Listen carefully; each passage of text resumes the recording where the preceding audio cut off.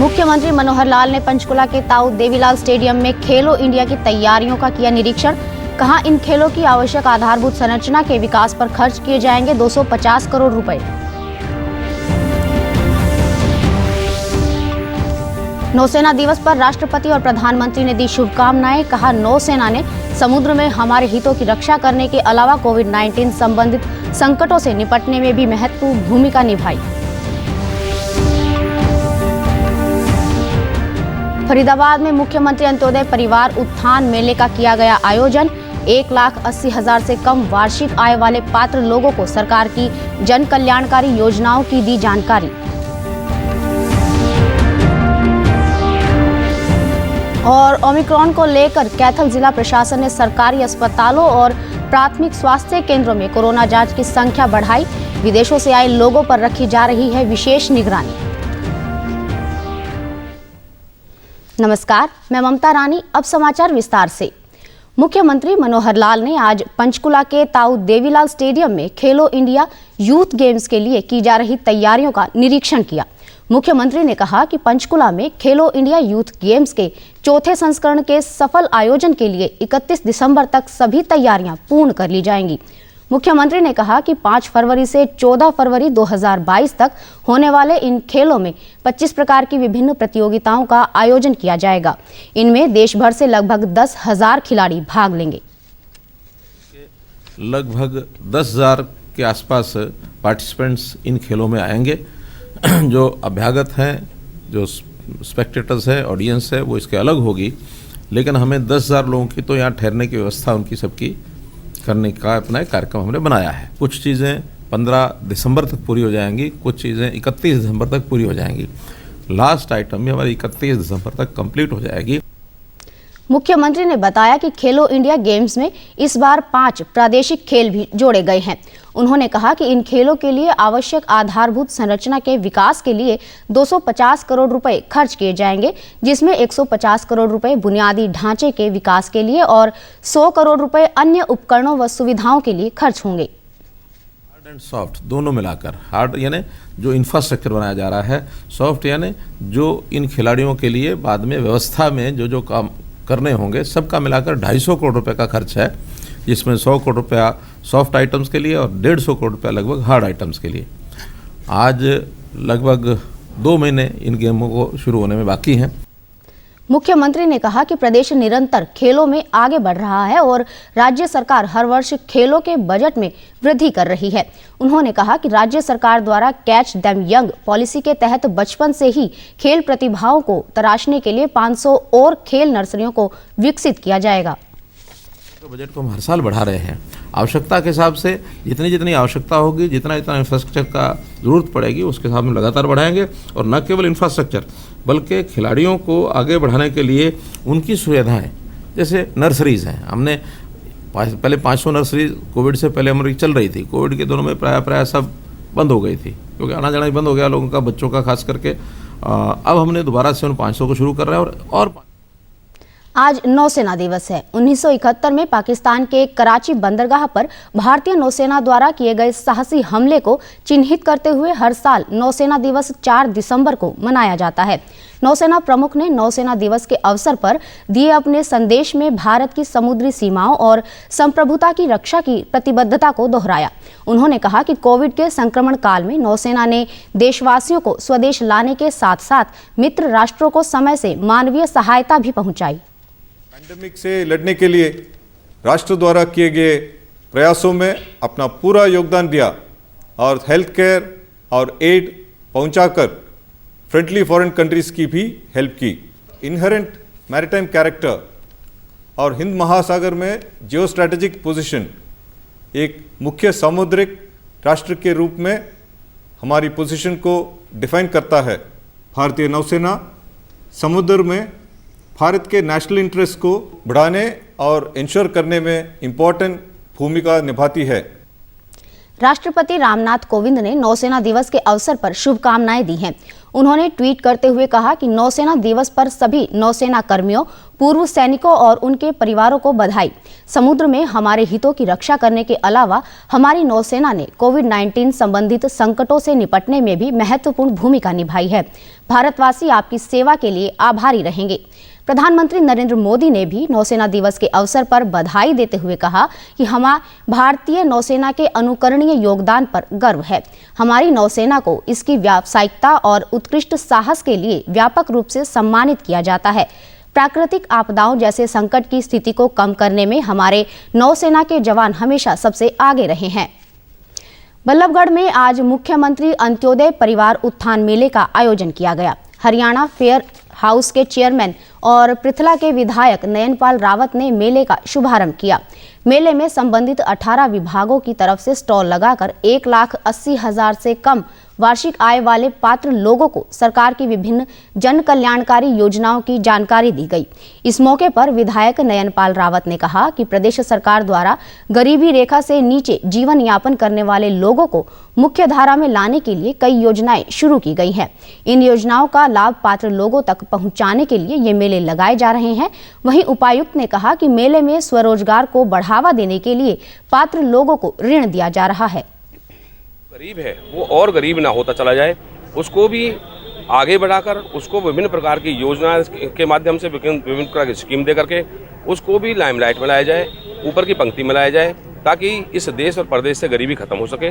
बहुत तरह की योजनाएं, चाहे वो मत्स्य पालन की हैं, चाहे वो रोजगार विभाग की हैं, चाहे वो और हैं, बहुत सारी चीज़ें ऐसी हैं जिनसे काफ़ी सब्सिडी, किसी पर 50% है, किसी पर 60% है।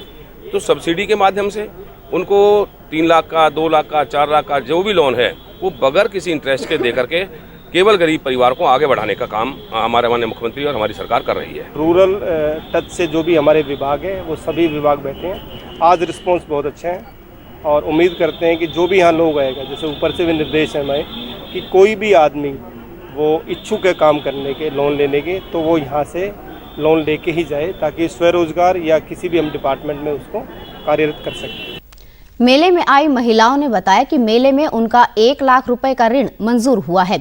इससे वे स्वरोजगार अपनाकर अपने परिवार का पालन पोषण कर सकेंगी। इस ऋण में 10,000 रुपए का अनुदान भी शामिल है। लाभ ये मिला है कि मुझे कुछ पैसे की जो सरकार से मदद होती है वो मदद दी गई है। उस पैसे को लेकर मैं अपने एक दुकान करूँगी। दुकान से मैं अपना कुछ बच्चों के लिए अपना गुजारा जो होता है वो, और मैं इस कम कोरोना के नए वेरिएंट ओमिक्रॉन को लेकर कैथल जिला प्रशासन सतर्क हो गया है। एक तरफ जहां हर घर दस्तक अभियान के तहत कोरोना रोधी टीकाकरण तेज किया गया है, वहीं सरकारी अस्पतालों और प्राथमिक स्वास्थ्य केंद्रों में कोरोना जांच की संख्या में वृद्धि की गई है। सिविल सर्जन ने बताया कि विदेश से आए लोगों की जांच की जा रही है और उन पर विशेष निगरानी की जा रही है। सैम्पलिंग सब CHCs पे और जिला सरकारी अस्पताल में ली जा रही है, और जहाँ भी हमारे को आउटब्रेक की संभावना लगती है वहाँ टीम भेज कर सैम्पलिंग ली जाती है। जो भी बुखार के, जुकाम के, खांसी के मरीज हैं उनकी सैम्पलिंग ली जा रही है, और कोई जना जो लगता है कि संक्रमित हो रहा है कोविड की बीमारी से, तो उसकी भी सैम्पलिंग ली जा रही है। जो लोग कोविड की वैक्सीनेशन पूरी कर चुके हैं उनको लाभ ये मिलेगा कि बीमारी आने के बावजूद भी मृत्यु की संभावना उसमें बहुत कम हो जाती है। स्थानीय निवासियों ने बताया कि नए वेरिएंट को लेकर लोग सजग हो गए हैं। ओमिक्रॉन से बचाव के लिए सभी को कोरोना के मानक नियमों का पालन करना चाहिए। उन्होंने कहा कि जिन्होंने अभी तक वैक्सीन नहीं लगवाई है उन्हें बचाव के लिए जल्द ही टीकाकरण करवाना चाहिए।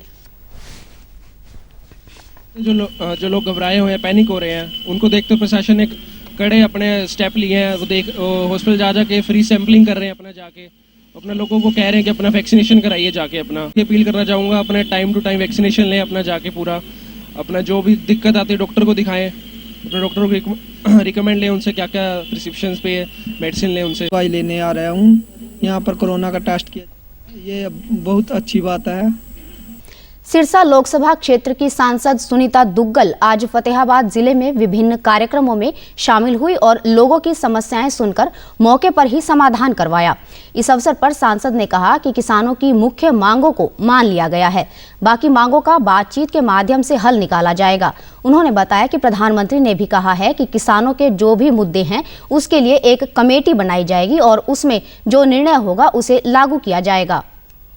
और उम्मीद भी करती हूँ कि अपने देश की तरक्की के लिए, अपने प्रांत की तरक्की के लिए, अपने इलाके की तरक्की के लिए अब वो किसी भी काम में किसी भी तरह की बाधा नहीं डालेंगे और जो उनकी बाकी की जो भी उनकी मांगे हैं या जो भी वो बाकी की जो बात जो है वो डिस्कस करना चाहते हैं वो बिल्कुल जो है वो हमारी सरकार के साथ वो जैसे कल मुझे पता लगा था कि आदरणीय मुख्यमंत्री जी के साथ कुछ बातचीत हुई भी है, तो बातचीत के माध्यम से उसका समाधान निकालने हम भी उनके साथ हैं। हम भी ये चाहते हैं कि बातचीत के माध्यम से जो बाकी की उनकी बातें हैं उसके बारे में भी कोई ना कोई समाधान निकले। माननीय प्रधानमंत्री जी ने कहा कि पूरी एक कमेटी बैठेगी, उस कमेटी में जितने भी किसानों के बाकी मुद्दे हैं उनको डिस्कस किया जाएगा और जो कुछ भी उसके अंदर जो ठीक होगा वो जरूर लागू होगा। कोरोना की संभावित तीसरी लहर पर उन्होंने कहा कि कोरोना से बचाव के लिए टीकाकरण बहुत जरूरी है, इसलिए हर पात्र व्यक्ति को वैक्सीन जरूर लगवानी चाहिए। उन्होंने कहा कि कोरोना के मानक नियमों की पालना करके ही हम इससे बचाव कर सकते हैं। के सहयोग से हम अगर आपस में एक दूसरे से सहयोग करेंगे तो हम तीसरी लहर को जो है उसको हम बचा सकते हैं और उसमें सबसे इम्पोर्टेंट यही है कि हम वैक्सीनेशन का ध्यान रखें और कोरोना प्रोटोकॉल का ध्यान रखें। हम लोग प्रदेश में महिला सुरक्षा और सशक्तिकरण पर सामाजिक जागरूकता बढ़ाने के लिए पंचकुला से शुरू हुई हरियाणा पुलिस की साइकिल रैली जागृति यात्रा आज सिरसा पहुंची।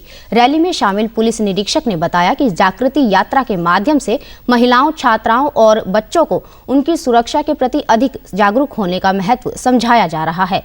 इसके साथ साथ हरियाणा पुलिस की महिला सुरक्षा सेवाएं जैसे दुर्गा शक्ति मोबाइल ऐप, महिला हेल्पलाइन नंबर 1091, आपातकालीन 112, बाल सहायता 1098 और प्रत्येक जिले में महिला पुलिस थाने के बारे में भी अवगत करवाया जा रहा है। और उनके लिए पुलिस किस तरह से क्या उनकी मदद करती है, हरियाणा सरकार ने क्या स्कीम उनके लिए बनाई हुई है। ऐसी बहुत सी संस्थाएं हैं जो कि उनकी पीड़ित बच्चों की और पीड़ित महिलाओं की हेल्प के लिए हमेशा तैयार रहते हैं। तो ये सारी हेल्पलाइन नंबर और ये स्कीम्स, ये कानून के बारे में इस जागृति यात्रा का महिलाओं को और बच्चों को बताने का मेन उद्देश्य और लक्ष्य है। महिलाओं को जागरूक करना और उनके अधिकारों के बारे में बताना। सरकार ने अलग अलग जैसे 112 नंबर भी शुरू कर रखा है, उसके बारे में भी लोगों को जागरूक करना महिलाओं को, ताकि उनके पास कोई भी ऐसी कोई मुसीबत आए तो वो सूचना दे सके। इसके साथ साथ 91 नंबर है, अगर महिला वहाँ भी अपनी सूचना दे सकती है। जैसे भी महिला को दिक्कत आती है तो ये सरकार की बहुत बढ़िया योजना है। इस अवसर पर निजी महाविद्यालय के शिक्षकों और छात्राओं ने बताया कि महिला पुलिस ने उन्हें अपने अधिकारों से अवगत करवाया और पुलिस सहायता लेने के बारे में भी जानकारी दी। हमारे बच्चों को उस अलग अलग विचार उन्होंने बताए गए हैं और बच्चों को इसके बारे में बहुत ज़्यादा नॉलेज मिली है। और बच्चों को जैसे महिला हेल्पलाइन हो गया या दुर्गा शक्ति, उन्होंने दुर्गा शक्ति ऐप डाउनलोड करने के लिए बोला। उसके बाद डीडी न्यूज हरियाणा पर देश और प्रदेश से जुड़ी खबरों को विस्तार से जानने के लिए आप हमारे साथ फेसबुक, ट्विटर और यूट्यूब के माध्यम से भी जुड़ सकते हैं। हमसे जुड़ने के लिए आप हमारे सोशल मीडिया हैंडल को भी फॉलो कर सकते हैं। अब आप अपने मोबाइल फोन से QR कोड स्कैन कर हमारे यूट्यूब चैनल पर सीधे पहुंच सकते हैं। नरवाना उपमंडल में हर घर दस्तक अभियान के तहत स्वास्थ्य विभाग द्वारा घर घर जाकर कोरोना रोधी टीकाकरण किया जा रहा है। सामान्य अस्पताल नरवाना के चिकित्सा अधिकारी ने बताया कि कोरोना महामारी के प्रसार को रोकने के लिए हर संभव प्रयास किया जा रहा है। आम जन को भी इस जन कल्याणकारी अभियान में सहयोग करना चाहिए। अब तक हमारे जो फर्स्ट डोज है हमारी कोविड वैक्सीनेशन की वो 85% जो है हमारे अचीव कर लिए हैं। 15% के लिए हम घर घर जो दस्तक का प्रोग्राम चलाया गया है, तो इसमें हर घर की स्क्रीनिंग की जा रही है और हर घर के मेंबर से पूछ के उनको ऑन द स्पॉट भी हम वैक्सीनेशन कर रहे हैं। इस प्रकार से लोगों का रुझान भी अभी काफ़ी तक जो है हमारा सकारात्मक रहा है। हम यही चाहेंगे कि जो 15% की कमी हमारे नरवाना शहर में है तो लोगों को जल्दी जल्दी जागरूक करके इस बीमारी के प्रति वैक्सीनेशन किया जाए। वहीं टीकाकरण प्रभारी ने बताया कि स्वास्थ्य विभाग की टीमों में ANM को तैनात किया गया है, जो हर गली मोहल्ले में जाकर टीके लगवाने से वंचित रह गए लोगों का टीकाकरण कर रही है।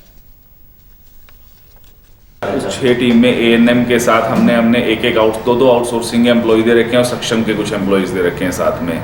तो वो हर घर जाके पता करते हैं कि किसकी वैक्सीनेशन लगी है कि नहीं लगी है। अगर मान लो किसी को लगी हुई है तो वो उसको डेजिग्नेट कर देते हैं P मार्क से कि इनकी लग गई है, यानी कि 100% कवरेज हो गया है। और जिसको नहीं लगी है तो वहाँ ANM एक जगह पे बैठ जाती है, हर गली के मोड़ पे या फिर किसी ऐसे पॉइंट पे जहाँ पे वो ले आते हैं उनको और फिर उनको वैक्सीनेट कर देते हैं। हमारी 6 टीमें हैं, जैसे हर रोज़ हर घर में जाती हैं, वो पूछती हैं किसको टीका लगा किसको नहीं लगा।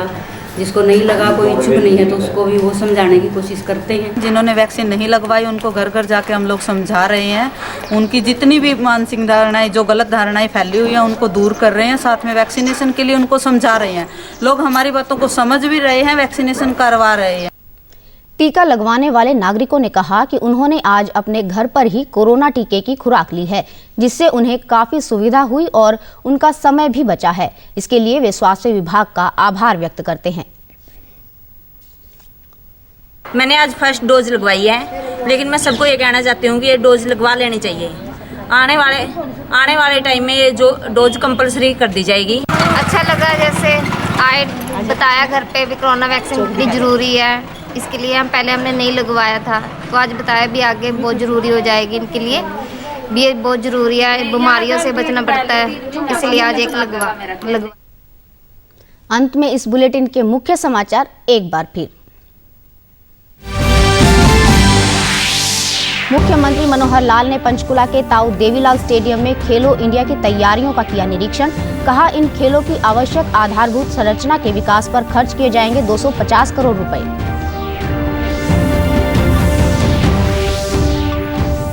नौसेना दिवस पर राष्ट्रपति और प्रधानमंत्री ने दी शुभकामनाएं। कहा, नौसेना ने समुद्र में हमारे हितों की रक्षा करने के अलावा कोविड-19 संबंधित संकटों से निपटने में भी निभाई महत्वपूर्ण भूमिका। फरीदाबाद में मुख्यमंत्री अंत्योदय परिवार उत्थान मेले का किया गया आयोजन। 1,80,000 से कम वार्षिक आय वाले पात्र लोगों को सरकार की जन कल्याणकारी योजनाओं की दी जानकारी।